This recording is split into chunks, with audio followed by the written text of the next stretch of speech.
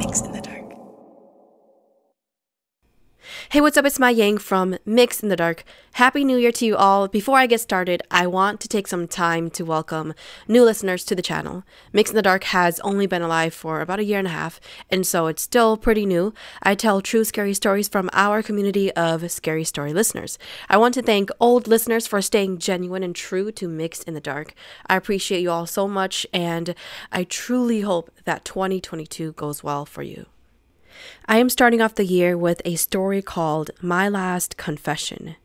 A new year tends to give us a chance to get rid of any burdens that we have been carrying to allow us a fresh start. So this is a story from someone actually who has already passed away, and his family passed along this story to me so that he can rest in peace with this burden off and released to the world.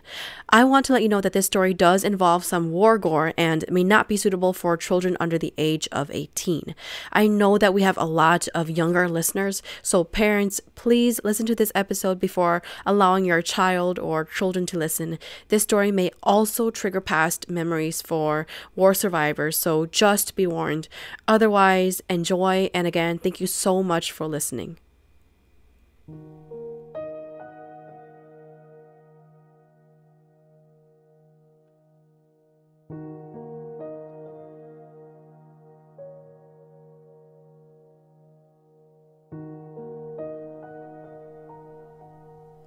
I am old now, and to be honest, I know I am probably very close to my death date, which is why I have to make this confession before I go.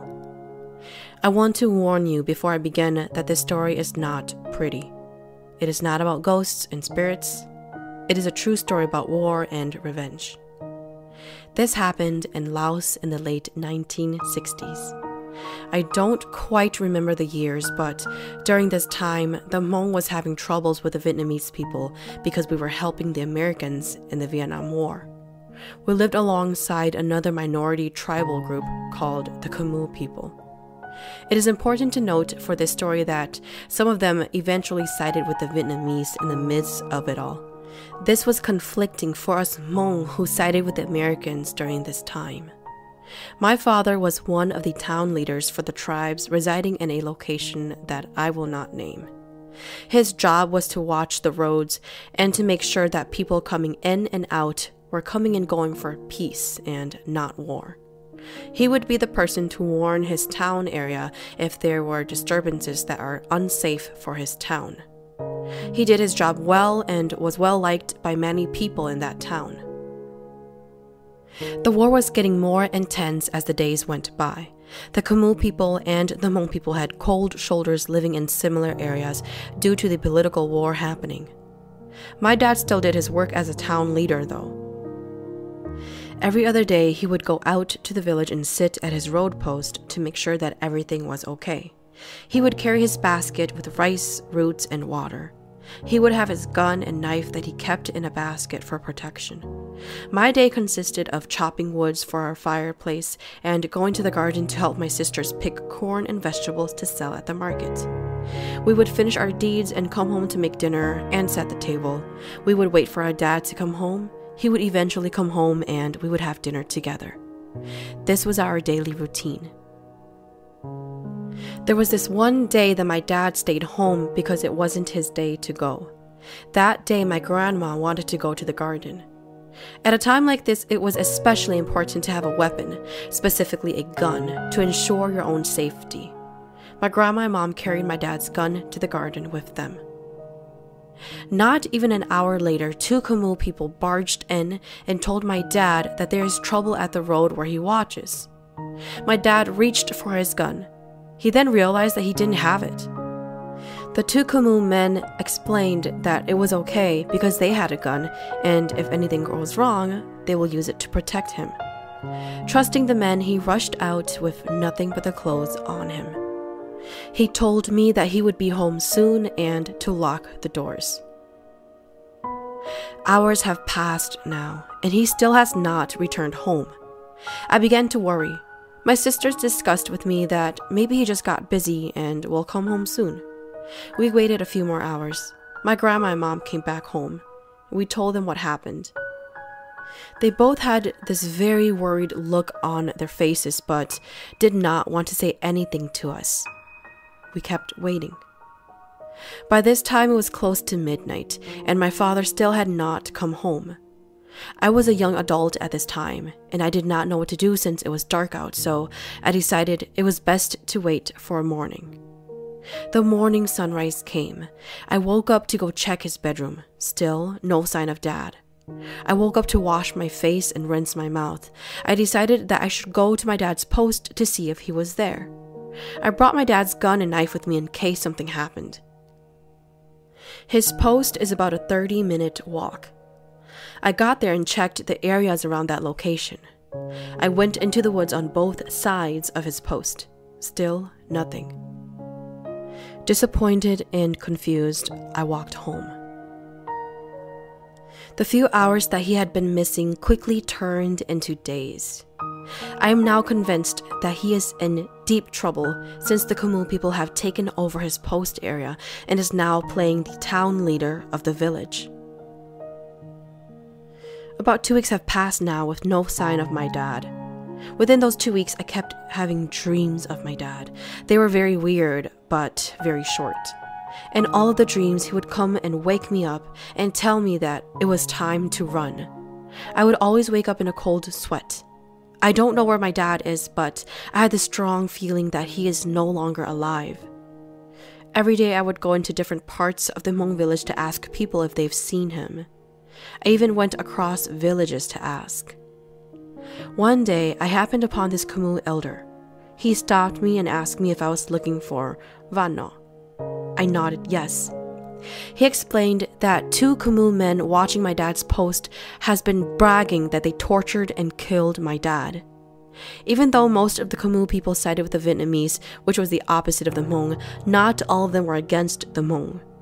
I realized that they probably planned this because it just so happens that the day my dad was without a weapon was also the day they barged into our home with a ruse.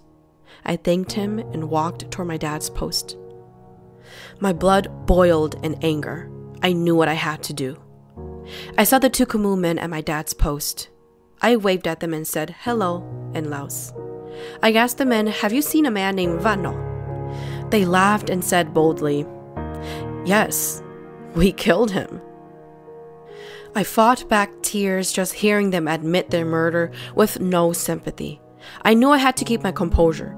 If they find out that I am the son, I am most likely going to get killed. I said, "That's good that you killed him. That Vanno idiot is so mean and horrible. He bruised me up a few weeks ago. I'm so glad he's dead. How did you kill him?" The 2 Khmu men laughed and explained that they lied to him that there was trouble at his road post. When they got there, the 2 men beat up my dad with sticks, tied him up, and dragged him to an isolated area. The 2 men had planned to torture him to his death. They built a small hut with a small door for my dad and tied my dad to a pole inside. They then built a fireplace inside. The men stood outside of the small hut and began frying pepper inside of the hut. They left the pepper smoking in. They laughed and joked that my dad's eyes had turned this bright red color and were swollen from the smoke. They continued and said that my dad coughed so hard that he coughed out blood. Finally, it seemed he died a slow death from smoke inhalation.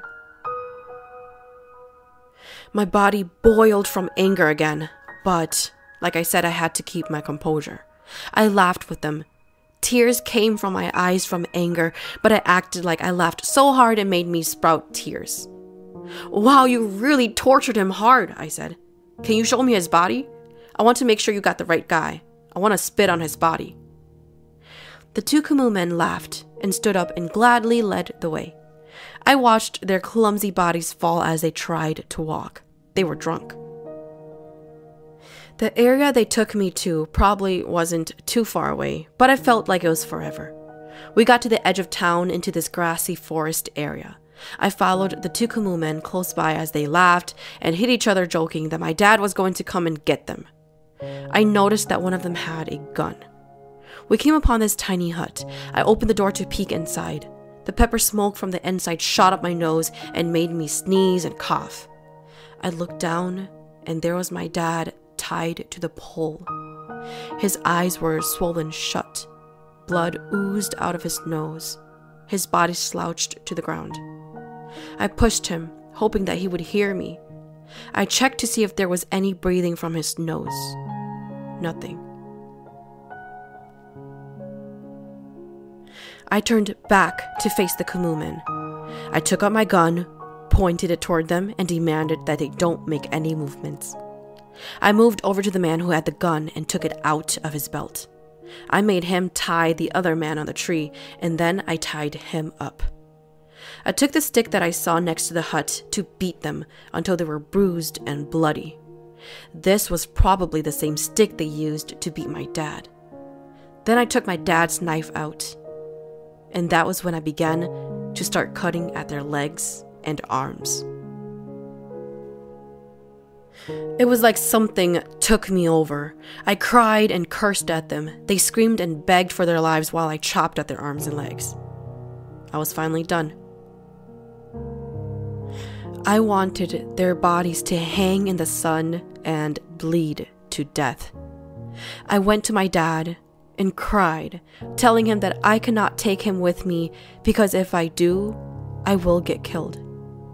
I asked my dad for forgiveness and promised that I would take care of my grandma, my mom, and my siblings. I cried even harder when I put my dad's gun and knife away. I took another look at the two Khmu men and spat at them, cursing them one last time. They were still moaning in pain when I left them.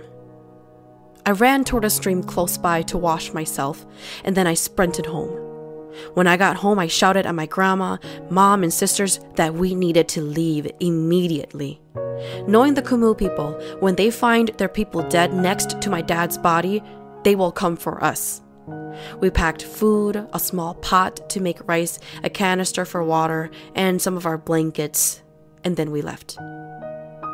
We ran 2 villages over where my relatives lived and asked them for help. They were hesitant to help us because they did not want trouble with the Khmu people. But then they figured it may be okay since we were already 2 villages over. Over the past few weeks, we changed our names and took in our relative's surname. We slowly became part of that village's community. My mom quickly remarried into another family, and our surname changed again. Within the mix of things, our past identities have disappeared. I heard from other Hmong villagers that our home was set on fire by the Khmu people and that they searched the whole village for us. Until this day, I could still see my dad's swollen face and helpless body. I still beat myself up for not being able to help him or take his body with me so that the elders can perform the proper funeral rituals for him so that he can move on into the afterlife. Sometimes I dream of the 2 Khmu men tied to the tree, struggling to live. These things scare me because they are real. Just the other day, I dreamed of my dad. He came and told me that he, my grandma, and mom were waiting for me. It wasn't a scary dream or anything. It was refreshing. My dad was a righteous, careful, and kind-hearted man. He always made sure to know all sides to the stories before judging or making a decision. I have never told my family what really happened until now. At the time, all my family knew was that the Khmu men killed my dad and that they were most likely going to come for us next. Like I said, I'm pretty sure my time is near, so I want to make sure my family knows. But they shouldn't worry. This is my last confession. Thank you for listening to Mix in the Dark. I am your host, Maye. Mix in the Dark is available on Spotify, Apple Podcast, or wherever you listen to your favorite podcast series. If you have a story that you would like to share, please send it to mixinthedark@gmail.com. If there's a story that you really enjoyed, feel free to hit up my tip jar on Venmo. Just search Mix in the Dark on the business tab.